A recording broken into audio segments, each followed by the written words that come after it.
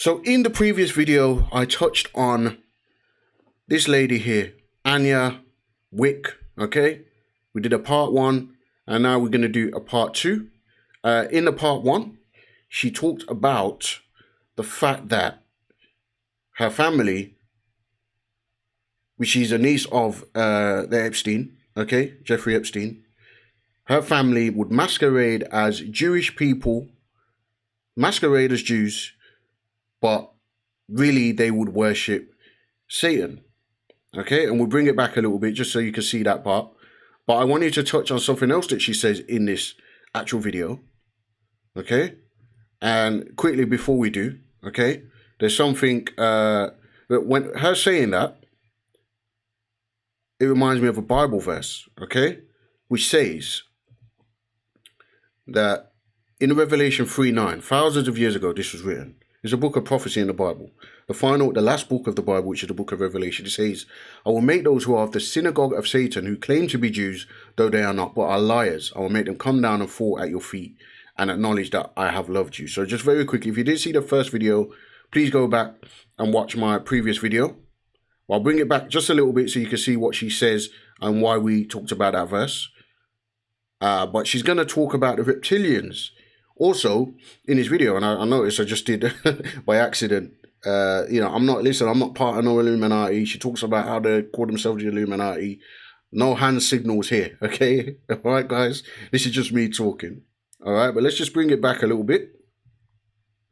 We'll play this. Okay, so this is Anya Wick, Epstein's niece, exposes her family's following of Satanic cult Baal.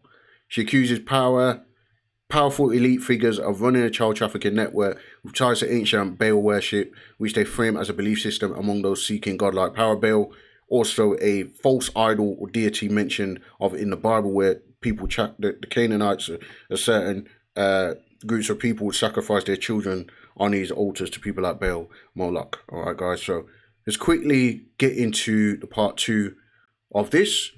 So we're going to bring it back a little bit, and she's going to talk about reptilians. My family masqueraded themselves as Jewish publicly, but behind closed doors, at Passover dinners, when I was drugged, would admit, we are Satanists. Now, what I can understand, is the public has caught on to this, but they call them the Illuminati, who are illuminated to the cult of Baal, who has successfully mythologized themselves as the Illuminati and convinced people that they are shape-shifting reptilians, myths that can be perpetuated by the psychedelic nature of the tool that they use to abuse victims, which is used to delegitimize people who catch on to what they have been doing. And to be truthful, it was a reason I was anxious to come on here. When people talk about seeing men turn into lizards, it makes everything seem a little bit more delegitimate. Now, when someone has been given a powerful drug, their minds can experience something like that. They can witness something like that. And it's something that kept me very confused as a child. I'm in the material world, in this plane. I'm being assaulted by my father, my uncles, my cousins. But my mind is somewhere else. My mind is going on this fantasy ride. So did you hear what she said about the whole reptilian thing, right? They've convinced people that they're reptilian shapeshifters and they can transform into lizards. And the reason why they allow this story, or have actually put this story out kind of thing, is when people talk about the Illuminati, they talk about the lizard people, the reptilians, the Draco reptilians, all that sort of stuff, right? And we'll see if we can pull up a little something about it as well, actually, right? But they allow this to go out because it delegitimizes any claims that they have about anything else, basically. Listen, you sound like a madman when you're talking about, when you're trying to expose, the Illuminati, or expose satanic ritual abuse or child sacrifice abuse, all that sort of stuff, right? People will listen to it, but guess what? When you start saying, oh yeah, and they transform into giant lizard reptilians, they shapeshift into reptilians, then people just think, oh, do you know what, these lot are mad, don't listen to them, so that's why they allow that sort of thing to come out. Now, what she also says is, obviously, she talks about MK Ultra. If you want to watch the whole thing, I will link the Twitter, the X. I'll share the link in the description, right? But she talks about, or in the comment section, I'll share it in the comment section. But she talks about MK Ultra a little bit further on, but which is mind. If you're not familiar, it's mind control. They would use their perversions to get you under control, basically, right? And through that control, they can get you. There's more trust. They can get you to do things that they want you to do and stuff like that. You become subservient to these masters. All right, guys.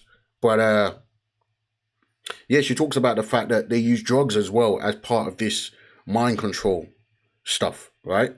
And you will see hallucinations, or it's possible for you to see hallucinations and all that sort of stuff. But again, they allow this to go out, this information, this reptilian type of stuff. They don't mind people thinking that they're reptilians, because if you think that they're reptilians and they can transform into giant lizards, right? And they may well have demons inhabiting them that may appear in that way. I don't know, but I've always kind of wondered and kind of looked into the whole reptilian thing. I've never legitimized it myself because it sounds like such a crazy story, and there's no biblical accuracy to anyone transforming into a reptilian. However, there is biblical reference to demons and demonic activity, and anyone that's doing this kind of stuff, in my opinion, they must be involved in some demonic possession, in my opinion, right? There's a spiritual side to it, which is why they do it, right? Satanic ritual abuse, Luciferianism, all that sort of stuff. It's spiritual and it's demonic, and no doubt they get these methods and these tactics and their direction from evil spirits, demonic entities, right?